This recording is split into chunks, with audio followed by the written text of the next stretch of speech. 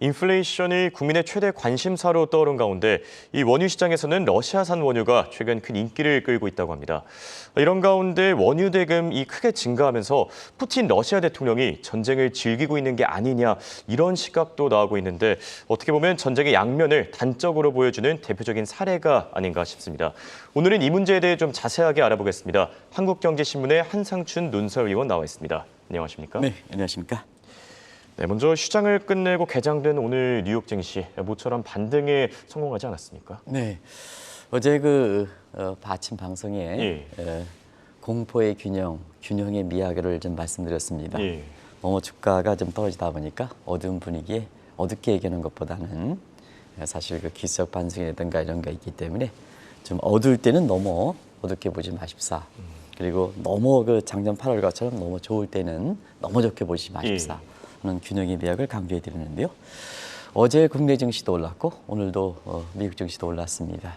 근데 월가에서는 특별한 의미를 두지 않는다 이렇게 보시면 되겠습니다. 아까 김특파원께서도 지난주에 워낙 많이 떨어졌기 때문에 기술적 지표상 올라갈 수밖에 없는 환경이거든요. 그래서 특별히 오늘 증시에 주가를 끌어올릴 만한 일정이라든가 이런 게 그렇게 많지 않았었죠. 그렇죠. 그런 거를 보면 특별한 의미를 두지 않는다. 그래서 연초부터 한국경제TV가 올해 2월 말 2분기 성장률이 발표되는 7월 말까지는 그때 흐름에 따라서 변동성이 큰 워버링 마켓의 일환이다 이렇게 보시면 되겠고요. 오늘 눈에 띄는 것은 역시 경기 침체 문제가 많이 얘기 나왔습니다. 그렇죠. 이 경기 침체 문제에 나오니까 페드 입장에서도 이렇게 지금 빅스텝이라든가 자이언트 스텝 얘기 나오지만 이게 쉽게 끌고 갈 수는 있는 상황은 아니거든요. 그래서 오늘 주가를 끌어올린 데는 의미를 두는 재료가 나왔다면 페드의 금리 인상 정점론이다 이렇게 이제 보시면 되겠습니다. 여기 왜 그러냐면 지금의 코로나발 인플레를 하나의 코로나발 인플레를 본다면 기대 심리가 높다.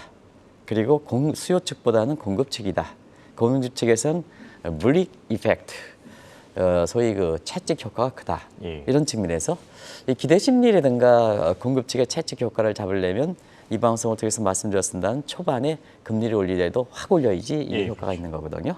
그래서 지금의 금리가 빅 스텝으로 올리고 자이언트 스텝으로 올리는 것이 앞으로 지속될 것이냐 하는 측면은 가능성은 적지 않느냐 하는 측면에서 금리 인상 정점론이 나온다. 이건 나중에 조금 이따 홍영과 질문해 주시면 부연 설명해 드리겠습니다.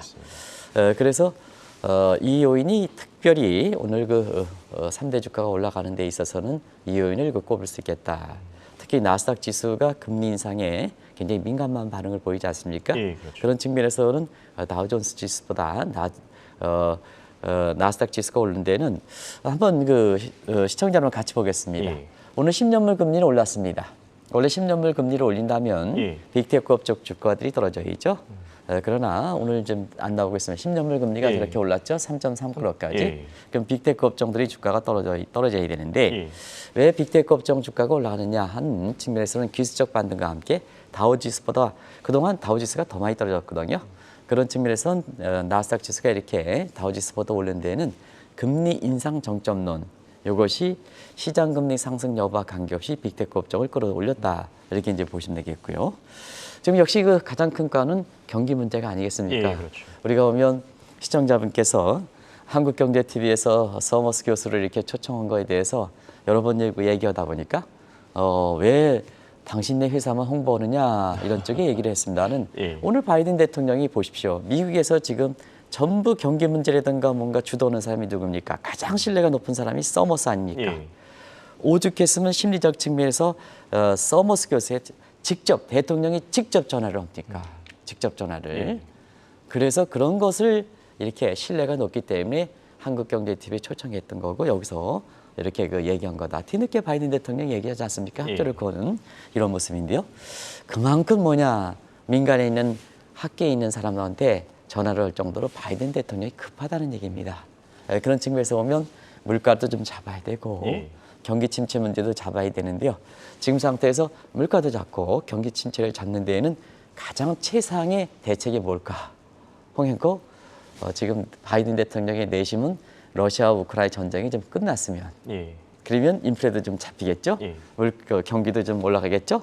그런 측면에서 월가에서는 바이든의 내심, 복심이 결국 지금 경제 제재로 조치하고 있는 러시아의 전쟁이 좀 빨리 끝났으면. 근데 푸틴은 전쟁을 끝날 수가 있겠느냐 하는 측면이거든요. 예. 전쟁은 파트너니. 근데 푸틴은 지금 전쟁을 즐기고 있다 하기 때문에 사실 전쟁은 그 푸틴이 해놓고 급하기는 바이든 대통령이 하고 예. 전쟁의 양면성을 그대로 보여준다 이렇게 보겠습니다. 상황이 참 아이러니한 것 같은데 이제 인플레이션 피크로는 들어봤는데 이 페드의 금리 인상 정점론은 좀 처음인 것 같습니다. 네. 요즘 월가에서 좀 화두가 되고 있습니까? 화두가 되고 있죠. 예. 페드의 실수에 전적으로 보여주는 겁니다. 원래 통화 정책에는 선제성이거든요. 예. 근데 지금 시청자 여러분이 피크아웃론 많이 나왔죠. 그럼 피크아웃론 보면 작년에 2분기에 미국 경제 피크아웃 나왔죠. 예. 그리고 올해 3월 페드 회의 적전에 인플레 피크아웃 나왔죠. 그리고 지금 통화 정책 측면에서 금리 인상의 정점론 나온다는 말이에요. 이거는 완전히 실수한 거죠. 예, 그렇죠. 원래는 통화 정책이라는 건 인플레든가 경기 문제를 생각해서 미리 조율하는 거거든요. 그런 측면에서는 원래 통화 정책의 프리엠프티브를 가한다면 정점론대로 본다면 일단은 금리 인상 정점론이 먼저 선제성. 예. 금리 인상 먼저 하면 물가가 잡히겠죠. 그래서 인플레 정점론이 나오는 거거든요. 그리고 실물 경제는 가장 늦게 반영하는 겁니다. 근데 이게 거꾸로 된 거죠. 예. 실물 경제 정점론 나왔죠. 그다음에 인플레 정점론 나왔죠. 뒤늦게 금리 인상 정점 나온 뒷담화 친다는 얘기. 뒷담화. 저는 단적은 보여주는 대목이다. 예. 그나마 금리 인상 정점론 나오는 것이 사실 페드의 비판과 함께 지금의 미국의 증시 상황이 워낙 어둡기 때문에 호재를 찾는 데 민감하게 되거든요. 그런 측면에서 금리 인상 정점론이 나왔던 것이 3대 주가의 기술적 반등과 함께 끌어올렸다. 이렇게 볼 수 있습니다. 그렇다면 앞서 언급해 주신 이 전쟁이 끝날 가능성에 대해서도 한번 알아보겠습니다. 최근 러시아산 원유가 관심이 굉장히 뜨겁다고 하는데 실제로 그렇습니까? 네. 사실 저도 이 소식에 깜짝 놀랐는데요. 예. 시청자 여러분 아시겠습니다는 미국과 EU가 주도가 돼서 러시아에 대해서 군사 조치는 우크라이나 지에 간접 지휘는 하지만 경제 제재를 세계 대제재라 부를 만큼 세게 했습니다. 거기에 스위프트 결제망, 그래서 마지막으로 러시아가 갖고 있는 본질적 문제, 원유라든가 이런 예. 측면에 아주 금수 조치를 했거든요. 그래서 이렇게 금수 조치하면 러시아가 경제 측면에서 고통 때문에 손들지 않겠느냐, 전쟁을 빨리 이렇게 하는데요. 실질적으로 보면 그때 당시에도 과거에 이란에 대해서 금수 조치할 때 이란의 원유의 밀수출을 터키라든가 인도 쪽이 선호했다. 왜냐? 예. 저가 때문에. 이런 쪽을 말씀드린 적이 있습니다. 이게 문제가 되지 않겠느냐 하는데요. 역시 사회주가 중에서 중국이 러시아산 수입을 많이 하고 있습니다. 공식적인 통계를 보면 5월 달에 러시아산 원유를 무려 842만 배 월간입니다. 일간은 이것은 나누면 되겠죠. 842만 배를 도입한 거로 나오고 있습니다. 저도 깜짝 놀랐습니다. 예, 지금 엄청나네. 중국의 경기 상황이 안 좋다 그러지 않습니까? 그럼에도 불구하고 작년 동월 대비해서 55%, 예. 작년에 중국의 2분기의 성장률이 7.9%였습니다. 그런 점을 감안해 볼 때에는 사실 중국의 2분기 성장률이 지금 경제 봉쇄 조치 때문에 0% 내외, 2% 내외를 한다면 결국 의도적으로 경기적인 측면에서 사준 게 아니고 그렇죠. 의도적으로 사줬다는 얘기입니다. 이걸 아마 국내 언론에서는 지적하지 않고 있습니다. 단순히 숫자만 하는데요.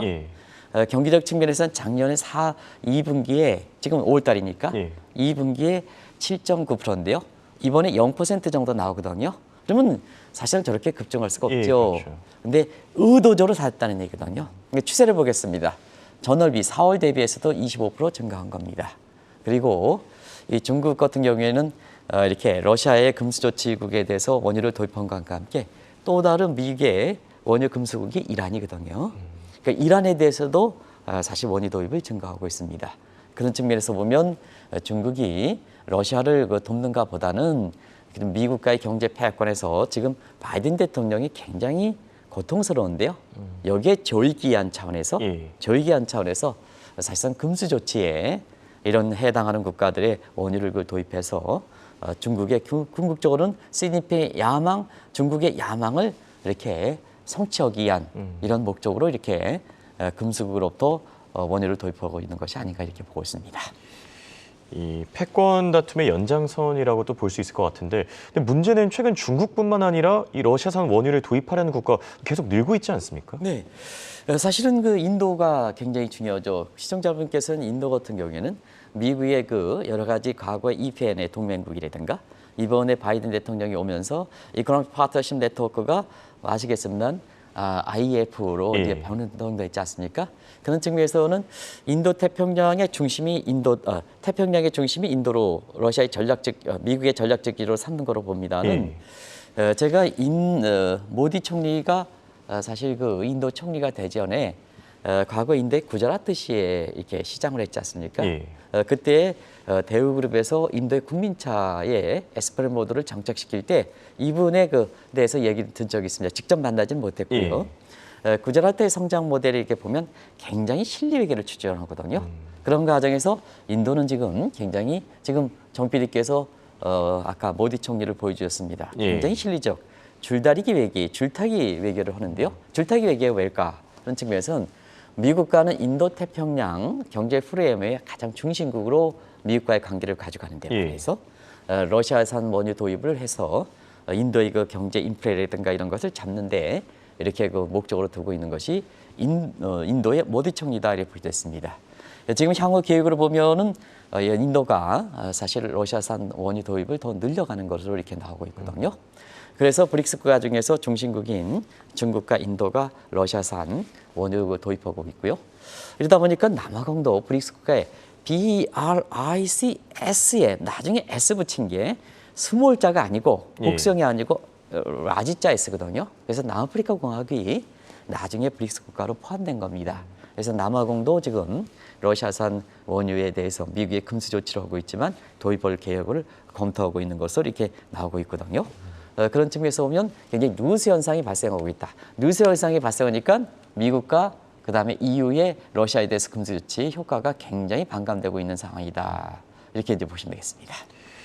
그렇다면 러시아 입장에서는 이 자국의 원유 수출이 늘어날 경우에 어쨌든 원유 판매 수입이 또 같이 늘어나지 않겠습니까? 네, 깜짝 놀라지 마시기 바랍니다. 예. 이 국제에너지기구, 친미적인 성향의 이렇게 기구입니다. 국제에너지기구에 보면 러시아의 원유 판매 대국이 전쟁이 2월 달 말에 발생했습니다는 지금까지 보면 원유 판매 대국이 연초 대비해서 25% 증가한 거로 나오고 있습니다. 굉장히 크게 나오죠. 세계 경기가 둔화되고 있는데요.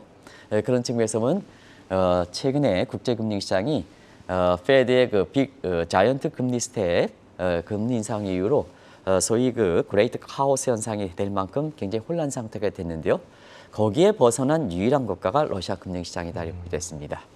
우리가 보면 러시아의 그 전쟁이 발생했을 때 과거에는 그 발칸 반도가 전쟁이 일었을 때 루블 가치가 폭락할 때 러시아 주가가 폭락할 때 이 방송을 통해서 그건 사십시오 대단히 돈을 벌었습니다는 지금은 추천할 수가 없습니다. 왜냐하면 인류에 이렇게 큰 재앙을 걸고 있는데 설령 가능성이 높다 하더라도 추천하지 않겠습니다 하는 우리가 보면 돈을 벌더라도 제약주라든가 범죄를 하는 제약주라든가 그다음에 전쟁 같은 인류의 제약주는 좀 추천하지 말아야 되는데요.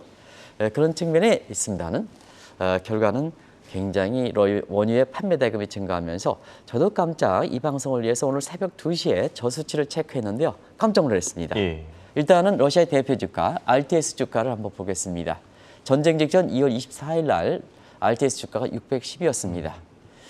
지금은 1397입니다. 어떻게 되겠습니까? 두 배가 됐죠. 정영국 PD께서 그때 방송하고 나서 러시아 그 주식이라든가 이런 문제에 대해서 이렇게 굉장히 경제 식견이 높거든요. 그런데요, 그래도 사지 마십사 하는 말씀을 드렸습니다. 인류의 제약을 저지르는 이런 국가에 대해서는. 근데 깜짝 놀라지 마시기 바랍니다. 루블 한번 보겠습니다. 전쟁 직후에 달러당 120루블까지 루블 가치가 폭락했습니다. 근데 지금은 어떠냐?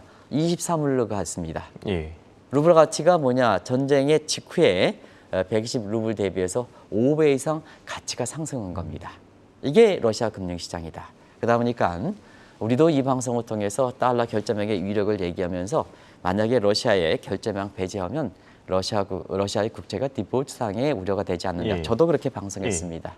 근데 이러한 우려에도 불구하고 지금은 러시아의 디폴트, 국채에 대한 디폴트가 나타나지 않은 것도 바로 원유 판매 대금에 의해서 완충 역할을 하기 때문에 그렇다. 이것이 러시아의 지금의 상황이다 이렇게 볼 수 있습니다.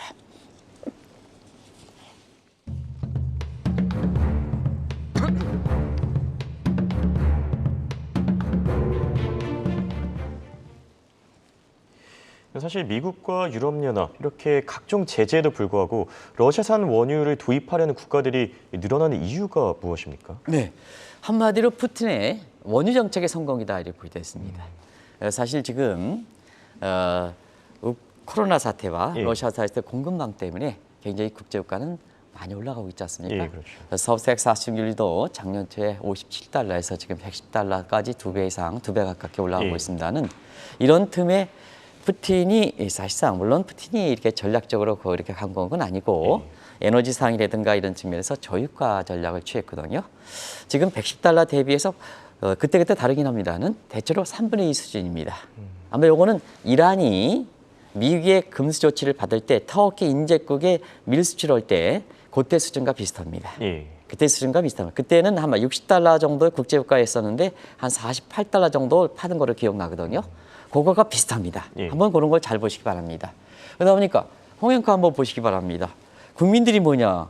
국민들이 유가에서 인플레에서 고통이 당하는데 지금 국제유가가 110달러, 150달러 간다 이렇게 얘기하는데 사실상 러시아의 이렇게 원유가 한 80달러, 90달러 된다면 당연히 뭐냐? 수입하는 거죠. 예. 이런 과정에서 저유가 정책이 성공함에 따라서 결과적으로 보면 중국이라든가 미국의 동맹국가에서 벗어난 이런 국가를 중심으로 해서 결과적으로 보면 이렇게 원유를 도입하고 있다 이렇게 볼 수 있습니다. 그리고 이 시진핑이라든가 그다음에 인도의 모디 총리 같은 경우에는 장기 집권의 야망이 굉장히 강한 사람이거든요. 그러면 인민들이라든가 그다음에 국민들에 대해서 지지들을 받아야 되는데요. 지금 상태에서는 고용이 특별히 문제가 없으니까 결국 물가를 잡는 게 중요하지 않습니까? 그렇죠. 인민들의 경제 고통 지수, 국민들의 경제 미전 인덱스가 실업률 플러스 인플레인데요. 지금의 경제 고통 지수로 올라가는 것은 실업률보다도 물가가 올라가기 때문에 그렇거든요. 물가가 올라가는데 공급치 교육이 크지 않습니까? 공급치 교육 중에서 유가가 크지 않습니까? 그런 과정에서는 저유가 정책으로 가는 국가에 원유를 도입하는 과정에서 지금 러시아산 이렇게 원유가 국제 원유 시장에서 가장 인기를 끌고 있다. 참 아이러니한 현상이죠. 이런 현상이 발생하고 있다고 보겠습니다. 그렇다면 이렇게 금수 조치가 생각보다 효과가 지금 잘 나타나고 있지 않은데 바이든 대통령이 할 수 있는 조치 지금 다 하고 있는 게 맞습니까? 네, 다 하고 있죠. 지금 뭐 하다못해 서머스 교수한테도 협조를 구하는 상태 아니겠습니까? 그렇죠. 이게 대통령께서 있잖아요. 그런 측면에서 보면 자 바이든은 아주 지금 최악의 궁지에 모여 있죠. 지도가 30% 밑으로 떨어졌지 않습니까? 왜 그러냐? 자 대외 정책에서는 아프가니스탄 조기 철군 실패했죠. 그다음에 러시아에 대해서도 경제 제치 지금 거의 누수현 땅 때문에 실패로 돌아가는 거 아니겠습니까?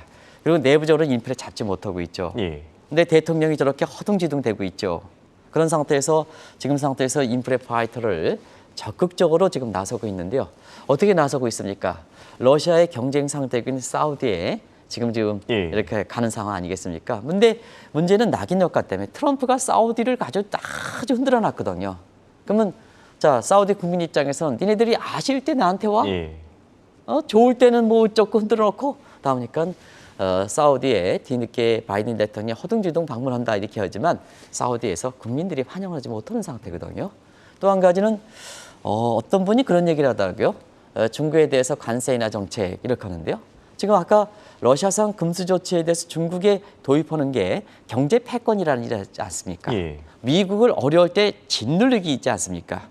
미국 입장에선 그동안 중국에 대해서 여러 가지 반도체라든가 뭔가 다 조이기만 나섰지 않습니까? 근데 니네들 필요에 의해서 관세 인하에 중국 입장에서는 받아들이겠습니까? 안 받아들이는 거죠. 아무리 수출이라든가 이런 것 측면에서. 그게 쌍순환 전략에서 내수전환 정책을 치료했던 미국의 의존 관계가 있었다면 이렇게 미국의 관세 인하의 폐를 잡아야 되겠지만 쌍순환 전략에서 내수 확대를 하니까 당신이 어려운 상태에서 관세 인하에 안 받아준다는 얘기죠. 그래야지 경제 패권에 성공하는 거 아니겠습니까? 그렇죠. 그런 측면에서는 우리가 이 방송을 통해서 바이든 대통령의 관세 인하에 대해서 증시 호재다 이렇게 해서 많은 사람들이 이렇게 얘기했습니다. 그런 가능성은 적습니다. 이렇게 얘기했는데요. 예.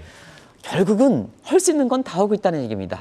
근데 지금 바이든 대통령 입장에서 가장 이렇게 내심은 지금 여러 본격적인 여름휴가 들었다고 휘발유가 또 갤런당 5달러가 넘은 상태에서 예. 저 싼 러시아 원유 산인을 도입하면 바이든 대통령이 한꺼번에 풀지 않겠습니까? 예, 그렇죠. 그런 심정이 있지 않겠느냐 해서 월가에서 오늘 시장 이외에 이 얘기가 나온 것도 시청자 여러분한테 많은 뉘앙스를 주는 거다 이렇게 보겠습니다. 지금 곤혹스러운 게 사실 바이든 대통령뿐만은 아닌 것 같습니다. 네. 다른 국가들도 좀 비슷한 상황 아닙니까? 프랑스죠. 예. 유럽이 또 지금 곤욕을 당하고 있는데 인플레를 잡지 못하기 때문에 유럽은 원래 인플레에 아주 민감한 국가입니다. 예. 이렇게 1차 세계대전의 리어카 사건, 이탈리아 리어카 사건, 이 색연필 하나 샀기 위해서 리어카로 인해서 자국 통화를 한 보따리 갖춰들이 이거 못 샀거든요. 예. 그렇기 때문에 전통적으로 유럽 중앙은행은 물가를 잡기에 노력한다 이렇게 보시면 되겠습니다. 또 제 1선 목표는 물가입니다. 고용 창출 목표가 미국처럼 들어가지 않습니다. 그런 상태에서 물가를 잡기 실패하니까 자 프랑스의 슐츠가 제역하지 못한 상태에서 유럽의 그 맹주 역할을 하고 있는 이렇게 마크롱 대통령이 대선에서는 어렵게 이겼습니다는 지금 총선에서는 실패했죠. 예, 그렇죠. 아주 절름발이 경제가 되고 있죠. 예. 그리고 일본도 이렇게 기시다 총리 같은 경우에도 5월 말까지 지도가 좋았습니다. 근데 최근에 굉장히 이렇게 지도가 떨어지고 있거든요. 예. 왜 그럴까? 그렇다가 엔저를 고집하고 있죠. 오늘 새벽에 끝난 뉴욕 외환시장에서도 엔달러니 136엔 같지 예. 않습니까? 엔저는 수입 물가 상승해서 물가를 부추기죠. 근데 기시다는 인플레 때문에 지도가 떨어지죠. 그러다 보니까 저거 아베 때 임명했던 저 그렇다 아주 눈에 가시처럼 보이죠. 다음에 예. 연임하겠느냐? 연임 못하게 되는 거죠. 그리고 또 하나는 인플레 실패했던 게 오죽했으면 콜롬비아 친미상해 국가인데요. 게릴라에 아주 콜롬비아 국민을 죽였던 이 사람이 뭐냐? 이 사람이 지금은 이제 전직 대통령, 예. 직전 대통령이 인플레를 이렇게 잡는 데 실패함에 따라서 국민에 대해서 총질했던 사람이 대통령으로 임명되지 않습니까? 이게 인플레가 중요한 거다 이렇게 보겠습니다. 예. 그렇다면 이런 인플레 문제, 사실 우리 경제도 마찬가지일 것 같습니다. 네. 새 정부도 지금 이 심각성을 인지하고 인플레를 가장 최우선으로 해결하라고 있지 않습니까? 네, 그렇습니다. 윤석열 대통령께서도 인플레 문제, 경제 강요 추경호 부총리도 이창용 총재도 전부 인플레 문제. 정책 당국지마다 국민들 입장에서는 물가를 잡아주었으면 하는데요. 예. 어제 하는 총재께도 인플레 잡기에 최우선순위했다. 물론 이렇게 취약계층이라든가 하는 거 혹은 외국 자본 이탈 문제라든가 또 세심하게 고려하는 측면이 있습니다는 예. 중앙 입장에서는 물가 잡기에 최우선 나겠다 이렇게 하는데요. 결과적으로 하반기에도 7월달 빅스텝 그런 거 인상 같은 건 내놓지 않았냐, 열어놓지 않았냐 하는 예. 이런 시각에 국고채 시장이 반영됐습니다는 결국은 지금의 문제는 인플레 문제는 공급 측 요인이 강하기 때문에 금리 인상만 잡을 수가 없다. 어제 한국은행에서 이창용 신임 총재가 이렇게 얘기하는데, 자 물가 정책에서 한국은행에서 요인 분석할 때 약 56%가 해외 측에 제공한다. 수입 물가라는 거거든요. 수입 물가. 그런 측면에서는 금리만 인상을 잡겠느냐, 못 잡는 걸 스스로 자인하는 거죠. 그래서 윤석열 대통령이라든가 추경호 부총리 이 팀에서 이 팀이라 그러면 대통령 거도 그렇게 이제 시청자 보겠습니다. 공급 측 요인이 강하니까 금리 인상만 하지 말고 자 규제 완화라든가 생산성 증대라든가 공급망 해부라든가 할 수 있는 것 전부 하고 자 정부뿐만 아니라 여야 정치인 국민 기업이 모두가 나서야 된다 하는 쪽이 되는 거거든요. 이게 정확한 진단이지 않냐 생각합니다. 그래서 하는 입장에서는 고집스럽게 지금 물가가 잡기 위해서 금리 인상만으로 하지는 마십사 하는 것을 꼭 좀 말씀해. 본인 스스로도 56%가 지금의 물가가 대내 요인보다는 해외인 수입 측 요인이라 그랬지 않습니까? 네, 그런 측면에서는 금리 인상만으로 해서 MZ세대, 지금 숨통이 나는 MZ세대 소상공인에 집중시키지 마시기 바랍니다. 꼭 좀 이것 좀 부탁드리겠습니다. 인플레이션을 잡기 위해서 금리 인상뿐만 아니라 좀 다양한 전략들이 필요하다. 지금까지 도움 말씀에 한국경제신문의 한상춘 논설위원이었습니다. 감사합니다. 네, 고맙습니다.